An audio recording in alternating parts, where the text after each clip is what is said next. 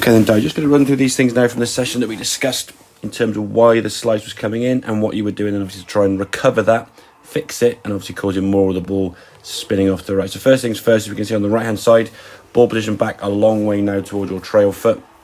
That's going to lean the shaft very much forwards.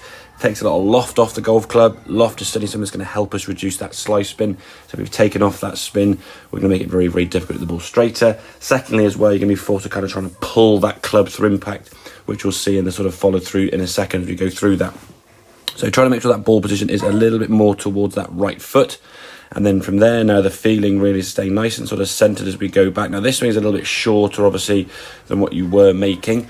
Okay, but as you were going back before, there was quite a bit of sort of dip there we can see in the backswing as you were going back. Now from here, because that ball is further back in your stance, you're kind of trying to hit the ball early now. You can see sort of popping up, leaning back, right arm really kind of pulling through, right elbow very much sort of bending here.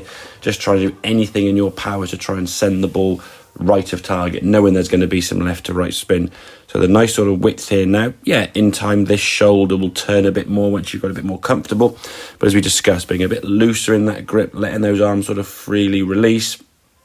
We can see here now as with the golf ball, that elbow now is a bit more down. Ideally at this point we would want to see both elbows a little bit more level, but certainly compared to where we look at those two spots there, that right elbow is a lot more popped up on the right hand side, whereas on this left hand one, at least the arms are a bit more sort of down on a more level playing. So we're able to sort of release the arms this way, get that club back to the ball nice and straight.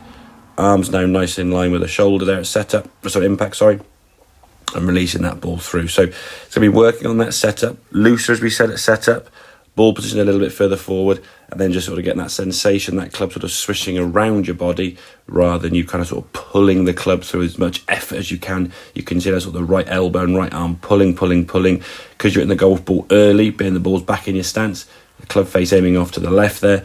Slice spin is going to be put on the golf ball, and then you're going to just try and do everything, as we said, to just start the ball right. So control the face better, Di, get that ball flying a bit straighter. And initially what we would want to see is that ball flying right and just staying right of target.